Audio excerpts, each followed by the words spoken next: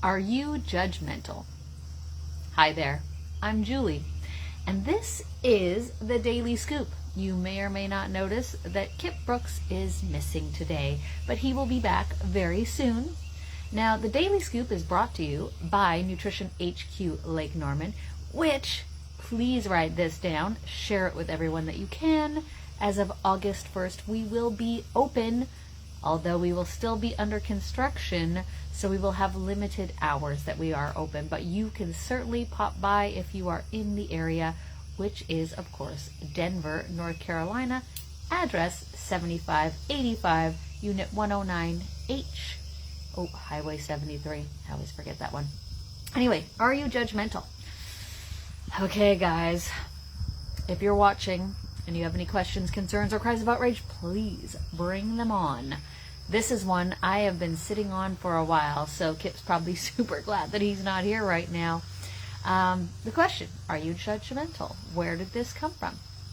Okay, we are actually visiting a beautiful spot right now. Kip's here working. I'm working as well. Kip's just actually really working. I'm doing videos and writing and talking to people.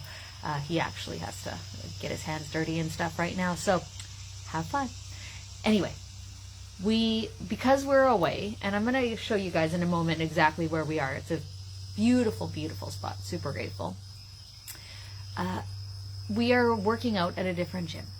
Now, I'm not going to name the gym. Some of you are going to know what gym it is just by my description. First time we came into this gym, it was probably, I guess, 2 or 3 weeks ago now that we came here first. And I had never been in this gym before, other than like to step in the front door and kind of take a peek around. And there's signs everywhere that there's no judgment in this space. There's no judgment allowed, and it's not, you're not gonna have gym intimidation, I think is how they say it. There is even an alarm on the wall just in case you're judged. So the interesting thing is, in this gym and many, many other places in our society, it's not okay to judge unless you're a certain person. Then you can judge all you want, and you can be judged all they want. So, excuse me. I'm outside right now, so sometimes outside it kind of affects me. Anyway, like I said, in this gym, no judgment allowed.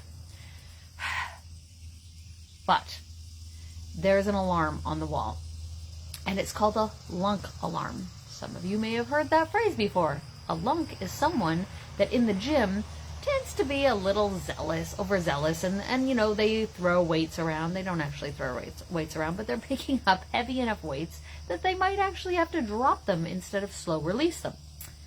They might actually make a noise when they lift the weights. Sometimes, if you put enough pressure, people, you're going to make some noises when you're lifting weights. Or anything heavy for that matter. It doesn't have to be in the gym.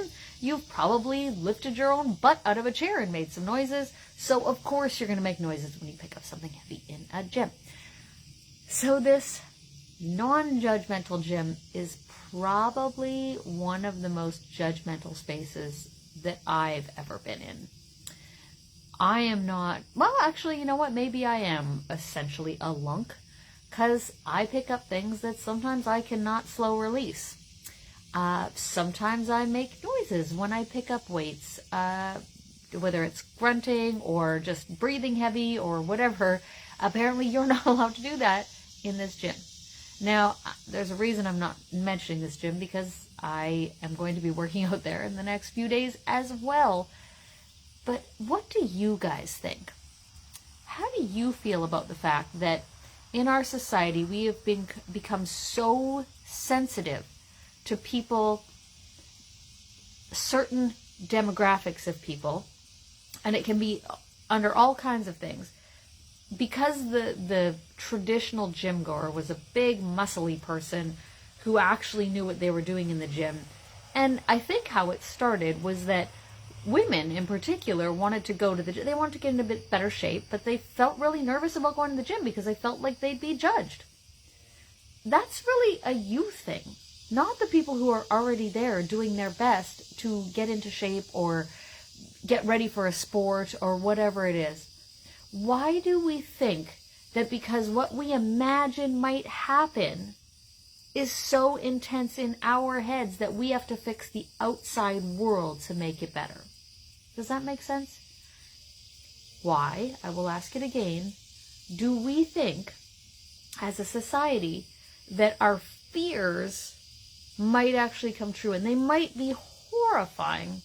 So you have to change.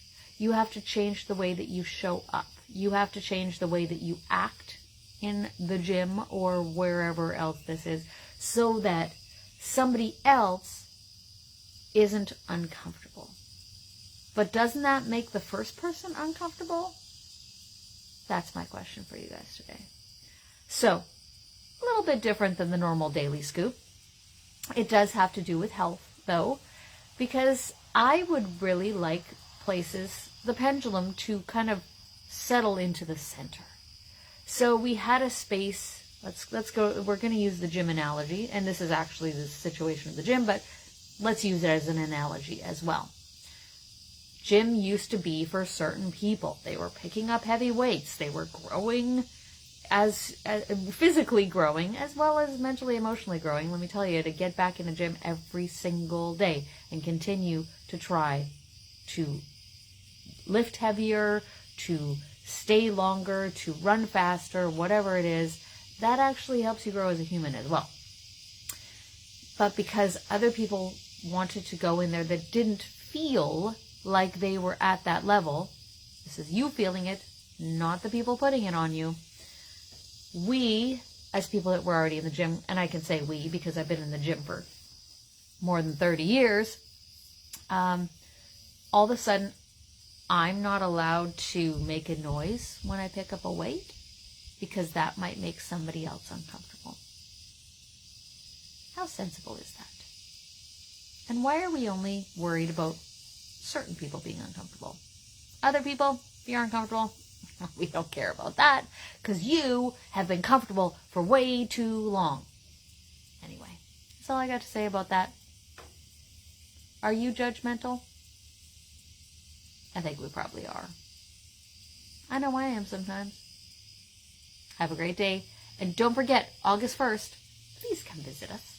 I promise I won't get on any soapboxes. Oh, I shouldn't promise that. That's unlikely. Anyway, see you soon.